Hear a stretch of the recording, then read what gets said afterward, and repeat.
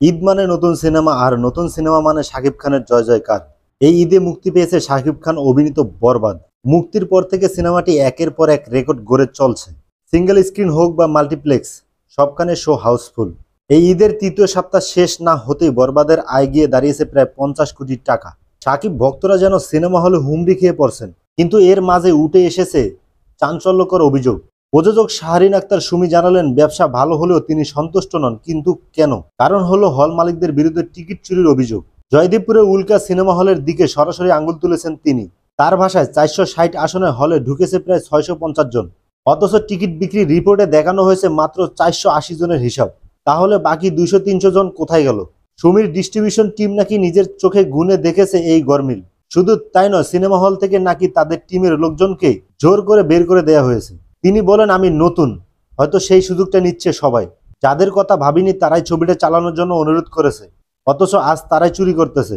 20-30 আসনের ভুল হয়তো মানা যায়, কিন্তু 200-300 আসনের নয়, এটা স্পষ্ট চুরি। প্রযোজক সুমি আরো বলেন, যদি এই চুরির সিস্টেম চলে তাহলে ইন্ডাস্ট্রির উন্নতি কখনো সম্ভব নয়। হয়তো আমার বাজেট উঠে আসবে, কিন্তু ভবিষ্যৎ ভাবনা ভয় লাগতেছে। তাই আগামীতে তিনি ভাবছেন শুধু মাল্টিপ্লেক্সে সিনেমা মুক্তি দেবেন। শুধু টিকিট চুরি নয়, আরও একটি কষ্টের কথা জানিয়েছেন এই সাহসী প্রযোজক। বাংলাদেশে সিনেমা বানাতে গেলে নাকি এখনো দিতে হয় অতিরিক্ত টাকা।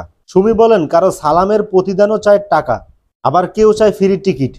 অমুক দেখবে, তমুক তার পরিবার নিয়ে দেখবে, 10টা টিকিট দিন। তিনি বলেন, আমরা তো বিশেষ প্রিমিয়ার করব, সবাইকে আমন্ত্রণ জানাবো, কিন্তু ধৈর্য কই, মানসিকতা বদলাতে হবে, না হলে চলচ্চিত্রে পরিবর্তন আসবে না।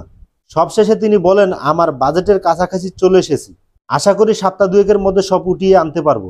দেশের বাইরেও তো বরবাদ মুক্তি পাচ্ছে, ওটা তো এখনো হিসেবের বাইরে।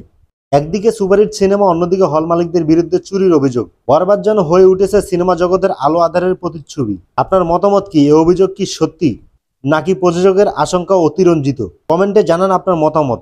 আর এমন সিনেমা জগতের খবর পেতে সাবস্ক্রাইব করুন আমাদের চ্যানেলটি। ততক্ষণে ভালো থাকুন, সুস্থ থাকুন। আল্লাহ হাফেজ।